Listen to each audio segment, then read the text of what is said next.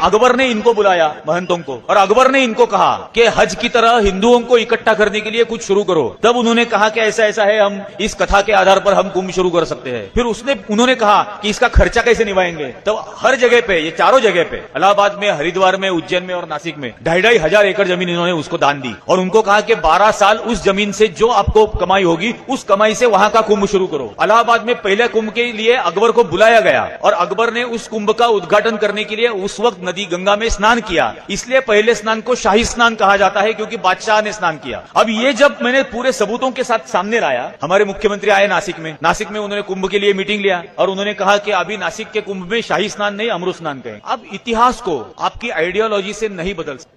इतिहास इतिहास है जिसके सबूत है और उन सबूतों के आधार पर हम बोल रहे हैं। जी दोस्तों, सुना आपने, ग्रेट अकबर बादशाह ने शाही स्नान की शुरुआत किया पहली दफ़ा। ये ऐसी हकीकत है जिसे लोग जल्दी एक्सेप्ट नहीं कर पाएंगे, लेकिन जो तारीख़ के जानकार हैं, जो इतिहास प्रेमी है, वो ज़रूर इस बात को कबूल करेंगे कि अकबर बादशाह ने शाही स्नान की शुरुआत की। क्योंकि शाही का मानी होता है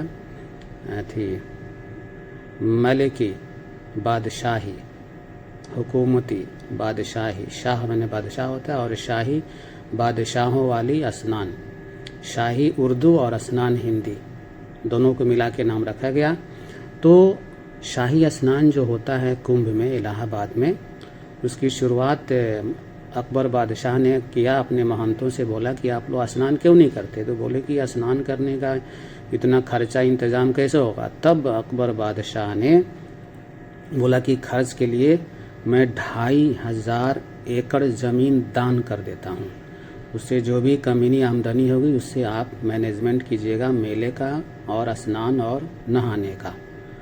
तो 4 जगह पे, एक जगह नहीं, इलाहाबाद नहीं, 4 जगहों पे, इलाहाबाद, हरिद्वार और कहाँ 4 जगहों पे अकबर बादशाह ने 2,500 एकड़ ज़मीन को दान कर दिया कि उसके खर्च से।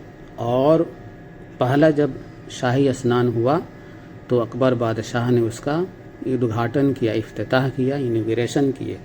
तब से उसका नाम शाही स्नान हो गया। और जब ये बात मालूम हुई लोगों को तो शाही स्नान की जगह बोलते हैं कि अमृत स्नान इसका नाम रखा जाए। हालांकि अभी भी इसका नाम शाही स्नान है। ये कुंभ मेले में इसको शाही स्नान ही बोलते हैं, क्योंकि ये नाम अच्छा लगता है। शाही से मतलब झलकता है कुछ शहनशाह और बादशाहों वाली, इसके अंदर कुछ रोब और दबदबा आता है, उसके अंदर कुछ अच्छा भारीपन महसूस होता है। स्टैंडर्ड शाही स्नान। ठीक है भाई, स्नान करें, आप नहाइए, अच्छी बात है, लेकिन जो हिस्ट्री है उसको एक्सेप्ट करना चाहिए। जितने भी हमारे मुग़ल बादशाह हैं उन्होंने इंडिया को बहुत कुछ दिया। उन्हीं के वक्त में इंडिया सोने का चिड़िया था।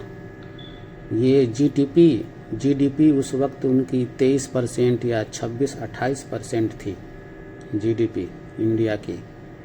और ये था, एक ही भारत था, है ना। भारत, पाकिस्तान, बांग्लादेश सारा मिलकर खंड भारत यानी मुत्तहिदा भारत था, बहुत बड़ा एरिया था। तो अकबर बादशाहों ने जो चीज़ें बना दी, लाल किला, ताजमहल, मरने के बाद भी उनके बनाए हुए चीज़ों से पैसा आता है, हुकूमत को रिवेन्यू आता है, पैसा आता है।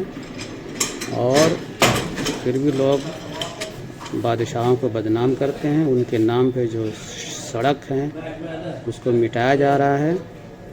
जितना भी मिटा लिया जाए, दबा लिया जाए, जो तारीख़ है, जो इतिहास है, उसको मिटा नहीं सकते और इतिहास बढ़ेगा।